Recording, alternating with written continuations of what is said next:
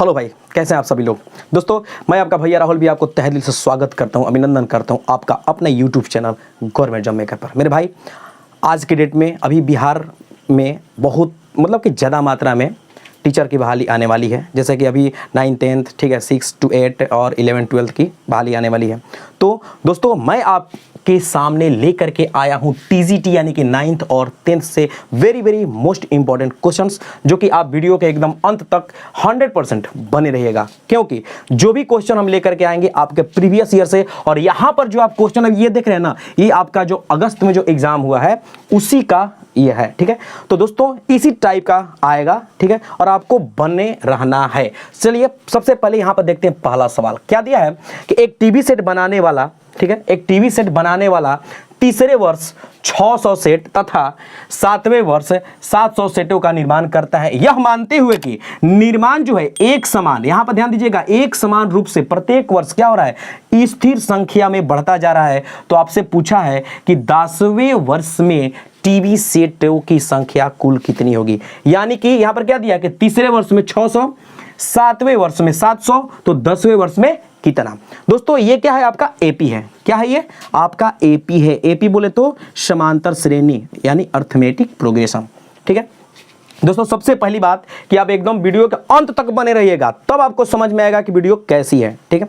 यदि अच्छी लगे तो लाइक कीजिएगा और शेयर दोस्तों के पास कीजिएगा, उनके पास कीजिएगा जो अभी एग्जाम देने वाले होंगे। आइए, तो यहाँ पे क्या दिया है, तीसरा वर्ष, तो यहाँ पर क्या करेंगे, a+2d कर देंगे।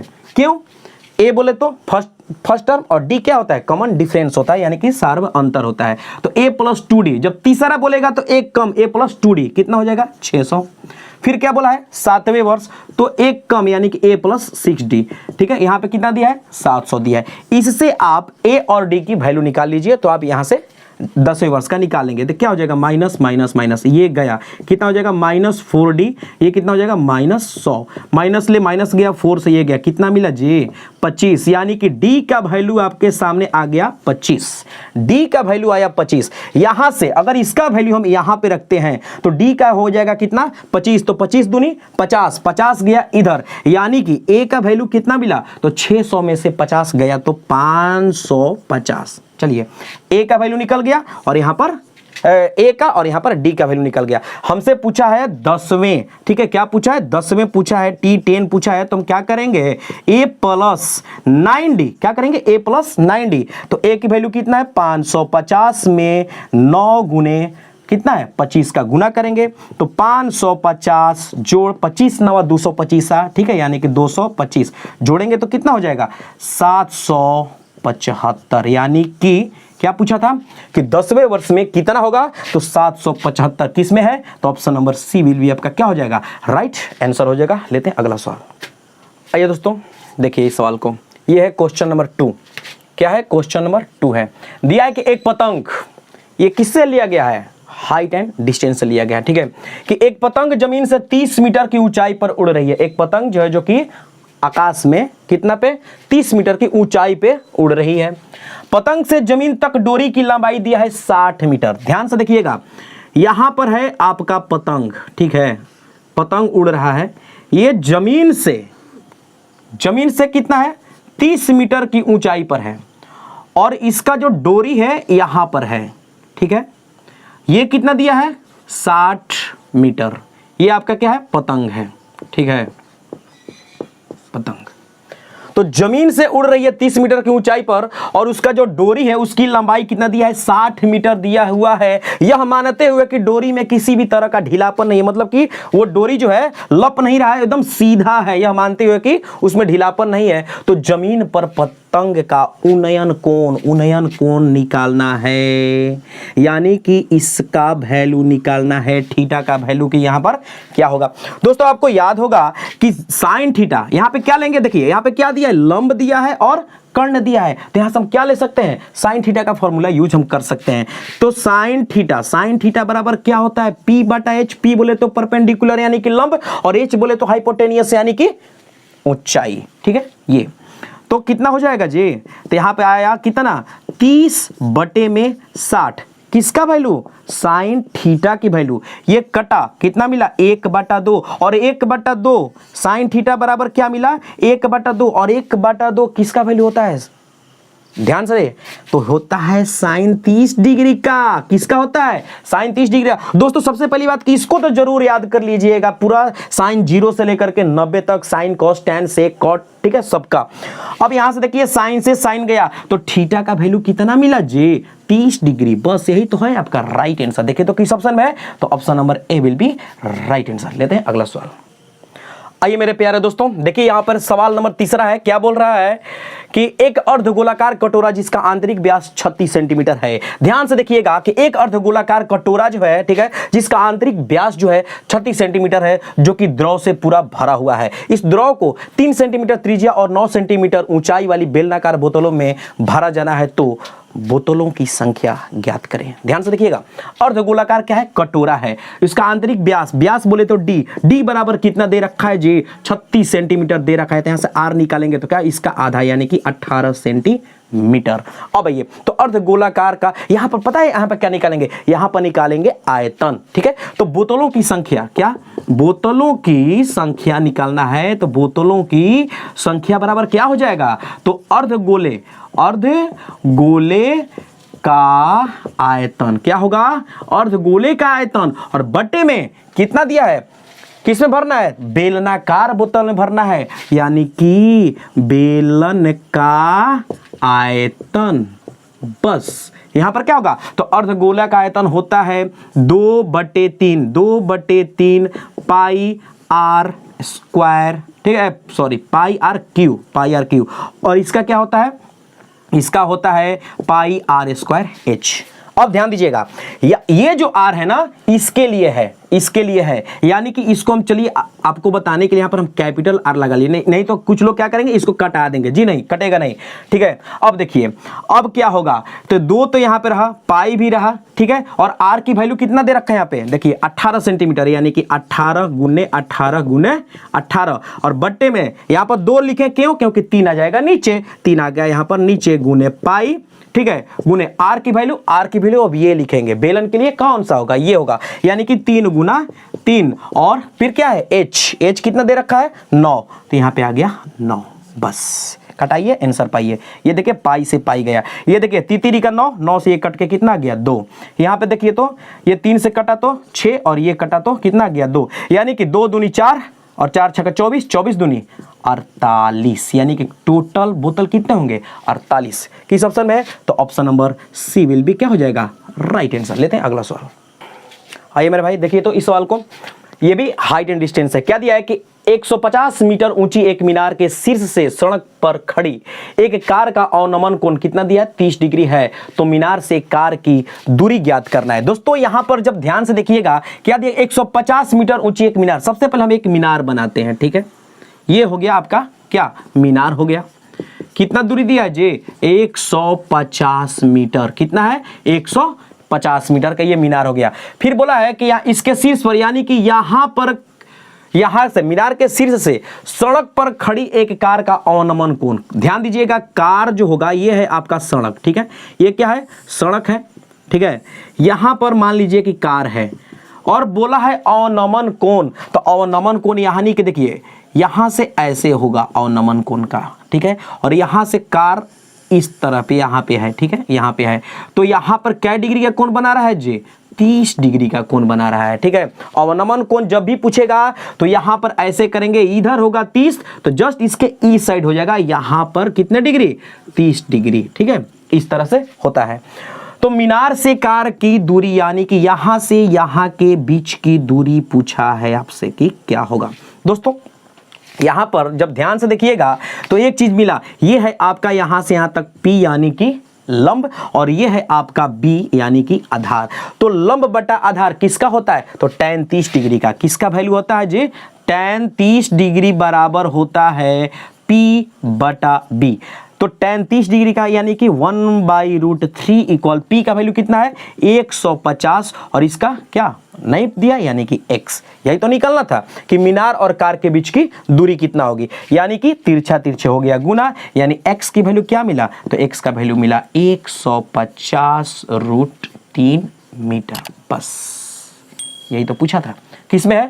तो 150, यानी कि option number D will be right answer. लेते हैं अगला सवाल।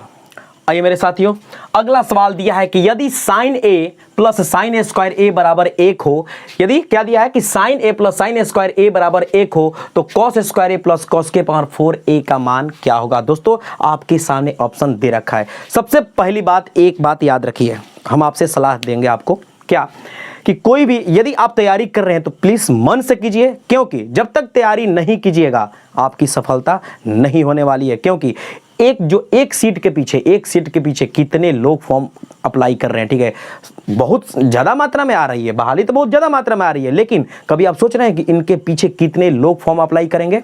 तो बस बने रहिएगा, अधूरा ज्ञान नहीं, क्योंकि अधूरे ज्ञान के साथ आप पूरा फल कभी भी प्राप्त नहीं कर सकते हैं, ठीक है। यानी कि आपको पढ़ना पड़ेगा, तब जाकर के आप एग्जाम को फेस कर पाइएगा। आइए अब आते हैं सवाल पे। क्या दिया कि यदि साइन ए प्लस साइन स्क्वायर ए बराबर 1 हो, तो कॉस स्क्वायर ए प्लस कॉस के पावर 4 ए का वैल्यू क्या होगा? दोस्तों यहां पर सबसे पहले ध्यान से देखिएगा, ये जो है त्रिकोणमिति से लिया गया है। यहां पर यदि हम साइन स्क्वायर ए की बात करें, साइन स्क्वायर ए की बात करें, ठीक है, तो क्या हो जाएगा? साइन स्क्वायर ए बराबर क्या हो जाएगा? ये आ जाएगा इधर, यानी कि 1 माइनस साइन ए। चलिए ये तो हो गया एक बात। साइन स्क्वायर ए की बात करें तो यहां पे 2 है।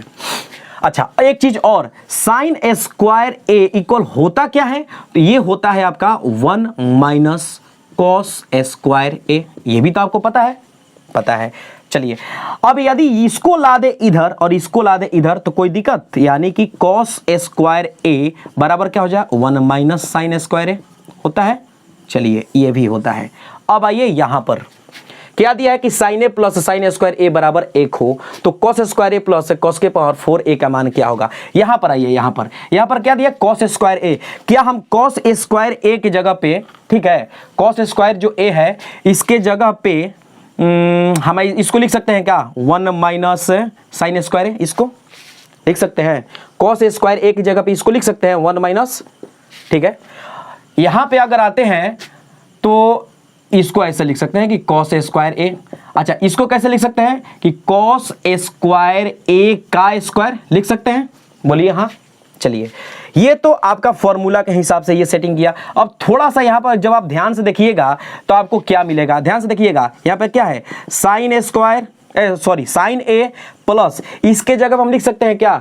1 माइनस कॉस स्क्वायर ए, और बराबर में क्या दिया है? 1 दिया है। चलिए इसको लाया इधर, यानी कि साइन ए ये आ गया इधर, प्लस 1 ये आ गया इधर, -1 बराबर कॉस स्क्वायर ए। बोलिए हाँ। ये देखिए ये कट गया, आपको क्या मिला? आपको मिला कॉस स्क्वायर ए बराबर में क्या मिला? साइन ए। यानी कि जहां पर मिलेगा कॉस स्क्वायर ए वहां पे क्या रखेंगे? साइन ए। तो कॉस स्क्वायर ए की जगह पे क्या रख दिया? साइन ए, ठीक है। यहां भी क्या रख दिया? साइन ए, ठीक है। और इसका क्या है? स्क्वायर, यानी क्या हो जाएगा कि साइन ए प्लस साइन स्क्वायर ए, यही तो मिला यहां पे। और इसका वैल्यू क्या दिया है? 1, तो इसका ही वैल्यू क्या हो जाएगा? 1, यानी कि किस में? तो ऑप्शन नंबर ए विल भी क्या हो जाएगा? आपका राइट आंसर होगा। लेते हैं अगला सवाल। आइए दोस्तों देखिए इस सवाल को, क्या दिया है कि यदि x बराबर 8 हो, यदि x बराबर 8 हो तो यहां पर दिया है कि x के पावर 4 माइनस 9x के power cube plus 9x square minus 9x की वैल्यू क्या होगा? दोस्तों जब इसको आप तोड़िएगा तो बहुत ज्यादा समय लेगा, तो आपको बिल्कुल तोड़ना नहीं है, बस राहुल भैया के एकदम वीडियो के अंत तक बने रहना है। और हाँ प्लीज प्लीज प्लीज यदि वीडियो अच्छी लगे तो प्लीज दोस्तों के पास शेयर जरूर कीजिएगा, लाइक कीजिएगा और कॉमेंट में बताने की कोशिश कीजिएगा। दोस्तों यहां पर जब भी अगर इस तरह का सवाल यदि आपके एग्जाम में दे दे तो आप बिल्कुल मत घबराइएगा। क्या दिया है? x बराबर 8 दिया है, इसको हम वैसे फॉर्म में तोड़ेंगे ताकि जो 9 है ना यहां भी 8 आ जाए, यहां भी 8 आ जाए और यहां भी 8 आ जाए। कैसे? ध्यान से देखिएगा, यहां पे क्या है? x के पावर 4 है माइनस, ये क्या हम इसको ऐसे कर सकते हैं कि 8x के पावर क्यूब माइनस x के पावर क्यूब। देखिए ना जी, 8 है 1 9 माइनस आ जाएगा। फिर यहां पे क्या है? 9x स्क्वायर है, तो इसको भी करेंगे 8x स्क्वायर प्लस प्लस दिया ना, साइन देखते रहना है, साइन प्लस है तो प्लस प्लस ही करेंगे, और फिर क्या करेंगे एक्स स्क्वायर, फिर माइनस है तो माइनस क्या है 9x, यानी एक कर देंगे 8x और एक क्या कर देंगे माइनस x।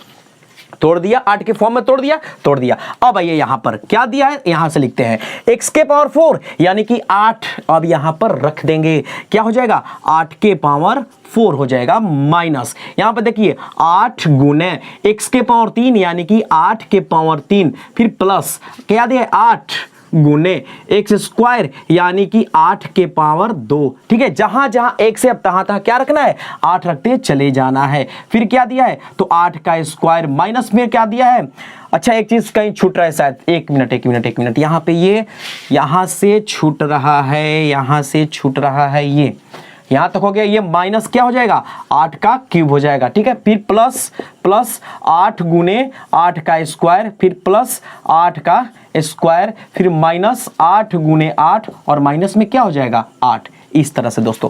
अब देखिए अब क्या हो जाएगा, ये 8 के पावर 4, अब देखिए ये क्या है, इसका भी पावर तो 1 है, हर जगह में यहां भी क्या है पावर क्या है 1 है, तो जब आधार बराबर होता है तो पावर क्या होता है जुट जाता है, तो माइनस 8 के पावर क्या हो जाएगा 4 हो जाएगा, माइनस यहां पे क्या हो जाएगा 8 के पावर 3, फिर ये प्लस यहां पे देखिए 2 और 1 3 यानी कि 8 के पावर 3, फिर प्लस क्या है 8 का स्क्वायर, फिर माइनस देखिए 8 गुने 8 64 नहीं करेंगे, क्या करेंगे इसका भी पावर 1 है, इसका भी पावर 1 है, दोनों पावर जोड़ दिया तो 8 का स्क्वायर, फिर माइनस में क्या हो जाएगा 8 हो गया। देखिए ना जी, ये माइनस प्लस माइनस प्लस क्या हो गया, सब काट कूट के बराबर, क्या मिला तो -8। बस किस ऑप्शन में है, तो ऑप्शन बी आपका क्या हो जाएगा राइट आंसर हो जाएगा। लेते हैं अगला सवाल। देखिए दोस्तों, ये भी एकदम धांसू सवाल है, एकदम मस्त सवाल है। क्या दिया है कि राजवीर प्रथम माह में 32 रुपया, ध्यान से देखिएगा, राजवीर जो है प्रथम माह में 32 रुपया, ठीक है, द्वितीय माह में 36 रुपया, तृतीय माह में 40 रुपया, और इसी तरह से क्या करता है वो बचत करते रहता है, इसी तरह से लगातार बचत करते रहता है। तो कितने समय में वो टोटल कितने 2000 रुपए की बचत कर लेगा। यहां भी दोस्तों देखिएगा ध्यान से, तो आपको एपी मिलेगा, देखिए ना जी 32, फिर क्या 36, फिर 40, इसी तरह से ये बढ़ता गया। ठीक है, और लास्ट में कितना वो बचत किया, टोटल ये बचत है, ये बढ़ता जा रहा है, टोटल बचत कितना है जी, तो 2000 रुपया। ठीक है, ये टोटल बचत है, यानी ये क्या है टोटल आपका एसएन है, एसएन जितना वो बचाया। पहले माह में 32, फिर 36, फिर 40।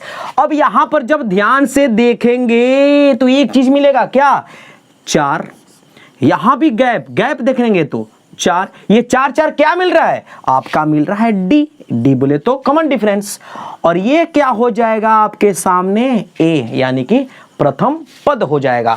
तो प्रथम पद 32, डी बराबर 4, एसएन बराबर ये, तो हमको पूछा क्या है कितना समय, यानी एन, क्या पूछा है जी, तो एन बराबर व्हाट। सबसे पहली बात कि एसएन बराबर होता क्या है n/2 into 2a plus n-1 into D, यही होता है आपका फॉर्मूला। चलिए, तो एसएन कितना दिया है यहां पे लिखते हैं, एसएन कितना दिया है 2000, इसको लिख दिया, बराबर एन नहीं पता, ये 2a, ए कितना है 32 और ए 32 है, और इसमें लगा दिया 2, तो 32 दूनी 64, फिर प्लस एन नहीं पता है, डी तो पता है 4, ये हो जाएगा। ये देखिए यहां से यहां पे आ गया तो कितना हो गया 4000 हो गया। ठीक है, बराबर ये आपका एन होगा, यहाँ पर क्या 64, और यहाँ पर देखिए तो 4 से इसमें गुना किया तो क्या मिला 4n घटाओ 4। ठीक है, ये देखिए 64 में से 4 गया 60 मिला यहाँ पर। ठीक है, और यहाँ पर ये हो गया 4n। अच्छा, अब इन दोनों में से यदि हम 4 को निकालते हैं तो क्या मिल जाएगा, ध्यान से देखिएगा, इन दोनों में से जब हम 4 को निकालते हैं तो, और यहाँ पर n है, तो यहाँ पे क्या मिल जाएगा, यहाँ पर क्या देखिए 64 में से जब 4 घटाए हैं तो 60 मिला है, यहाँ से जब हम 4 निकाल लिए तो क्या मिला, यहाँ पर 15 मिला, क्योंकि 15 चौके 60, और यहाँ भी क्या मिला, तो यहाँ पर मिला छुट्टा n। ठीक है, ये देखिए 4 से ये कट गया, कितना मिला 1000, यहाँ पर मिला 1000, बराबर क्या है तो यहाँ पर देखिए इसका इसमें गुना किया तो 15n और इसका इसमें किया तो क्या मिला n स्क्वायर। ये तो यहाँ तक दोस्तों मिला। अब यहाँ से हमको निकालना है किसका वैल्यू, तो n का वैल्यू निकालना है। किसका वैल्यू निकालना है, n का वैल्यू निकालना है। थोड़ा इसको हम मिटा देते हैं ताकि यहाँ पर लिखने में फिर क्या हो, आसानी हो जाएगी। आइए देखिए यहाँ पे तो n स्क्वायर फिर प्लस 15n, इसको लाएंगे इधर यानी कि माइनस में 1000 बराबर में क्या 0। अब यहाँ पर दोस्तों क्या होता है कि 1000 को इसके साथ गुना करते हैं। यहाँ पर जो भी यदि अंक रहता है तो यहाँ पर इसके साथ इसका हम गुना करते हैं। चूंकि यहाँ पे क्या है 1 है तो एक क्या इसके साथ गुना किया तो क्या मिला 1000 ही मिला। और 1000 जब मिला तो अब आइए यहाँ पर 15 को हम ऐसे तोड़ते हैं ताकि गुना करने पर हमको मिले -1000 और जोड़ने या घटाने पर मिले 15n। तो दोस्तों यहां पर क्या हो जाएगा n स्क्वायर प्लस, ध्यान से देखिएगा तो 40n घटाओ क्या हो जाएगा 25n और फिर -1000 बराबर 0। यहां पर देखिए इन दोनों में से क्या कॉमन हुआ तो n कॉमन हुआ तो n प्लस 40 हुआ। और यहां पर क्या कॉमन हुआ तो यहां पर 25 कॉमन हुआ तो यहां भी क्या हो जाएगा n प्लस 40 बराबर में क्या मिला जी 0 मिला। बराबर में क्या मिला 0 मिला। अब देखिए ब्रैकेट के दोनों क्या एकदम सेम है तो चलिए n प्लस 40 और यहाँ पे क्या हो जाएगा ये और ये मिलकर के 1 होता है यानी कि n घटाओ 25 बराबर में 0। यानी कि इतना बराबर 0 एक बार करेंगे और एक बार इतना बराबर क्या करेंगे 0 करेंगे तो हमको मिलेगा n बराबर 1 मिलेगा -40 और 1 मिलेगा 25। तो दोस्तों कभी भी माइनस जो आएगा ना ये हो जाएगा असंभव यानी कि इनवैलिड हो जाएगा। तो हमको क्या मिला n बराबर 25 और 25 क्या है 25 माह है। किसमें है तो देखेंगे तो 25 25 25 option number D will be right answer. लेते हैं अगला सवाल।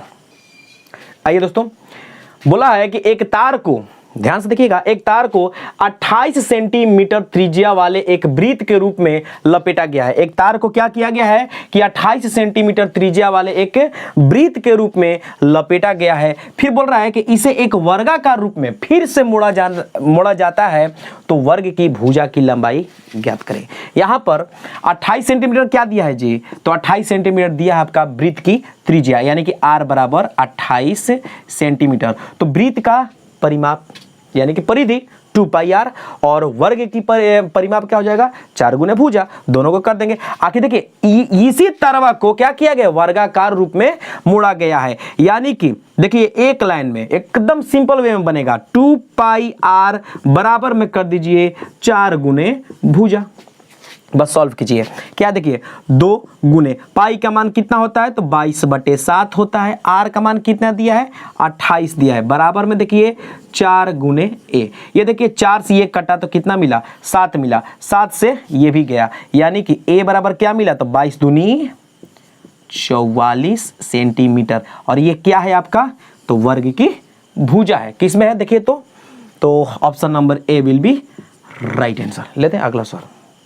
दोस्तों यहां पर एकदम लाजवाब कॉन्सेप्ट है, ध्यान से देखिएगा कॉन्सेप्ट हम क्या आपको बताने वाले हैं। दिया है कि किसी घटना की प्रायिकता हो सकती है तो यह एक बात याद रखिएगा कि कोई भी प्रायिकता जो होती है 1 से छोटी होती है या 1 के कभी कभी बराबर होती है। लेकिन ध्यान दीजिएगा 1 से छोटी होती है या 1 के बराबर होती है, कभी भी प्रायिकता जो होती है 1 से बड़ी नहीं होती है। आइए यहां पर क्या दिया है 1.00009 करके दिया है यानी कि ये क्या है 1 से बड़ा है तो ये आपका आंसर बिल्कुल नहीं होगा।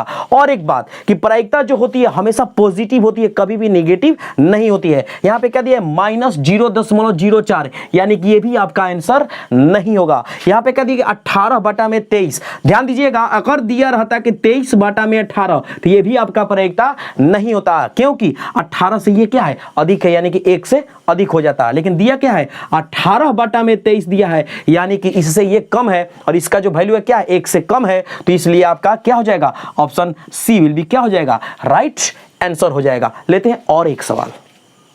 आइए दोस्तों देखिए तो एक वृत्त में निम्नलिखित में से कौन सा रेखा युग्म समानांतर नहीं हो सकता। ध्यान दीजिएगा दिया है कि निम्नलिखित यानी कि ऑप्शन के हिसाब से आपको बताना है कि एक वृत्त में निम्नलिखित में से कौन सा रेखा युग्म क्या समानांतर नहीं हो सकता। समानांतर यानी कि या तो ऐसे या तो ऐसे, ठीक है।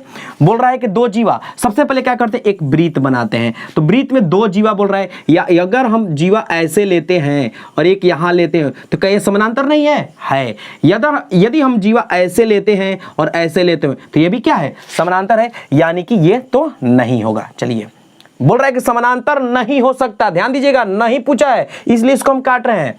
फिर बोल रहा है कि एक जीवा और एक स्पर्श रेखा। चलिए, एक यहां पर जीवा बना दिया और यहां पर देख एक स्पर्श रेखा बना दिया, क्या ये समानांतर नहीं है? ये भी समानांतर है, यानी कि ये भी ऑप्शन क्या हो जाएगा, ऑप्शन के हिसाब से ये गलत हो जाएगा। फिर बोल रहा है कि दो व्यास, और एक बात कि कभी भी किसी भी वृत्त में जो व्यास होता है ना, व्यास सिर्फ और सिर्फ एक ही होता है, या तो ऐसे कीजिए तो व्यास, या तो ऐसे कीजिए तो व्यास। अब बताइए क्या ये समानांतर है? जी नहीं, ये तो इधर से कट गया, ये तो एक दूसरे पर क्या हो गया, लंब हो गया, यानी कि ये समानांतर नहीं है। तो नहीं पूछा था, इसलिए आपका क्या हो जाएगा, option number C will be right answer होगा। तो दोस्तों, मैं उम्मीद करता हूं कि ये वीडियो आपको बहुत ही अच्छी लगी होगी। ठीक है, तो दोस्तों यदि अच्छी लगी तो प्लीज़ हमारे चैनल को अभी तक सब्सक्राइब नहीं किए हैं तो सब्सक्राइब कीजिए, लाइक कीजिए। ठीक है, और इस लिंक को अपने दोस्तों तक शेयर कीजिए। तब तक राहुल भैया को दीजिए इजाज़त। थैंक यू, धन्यवाद।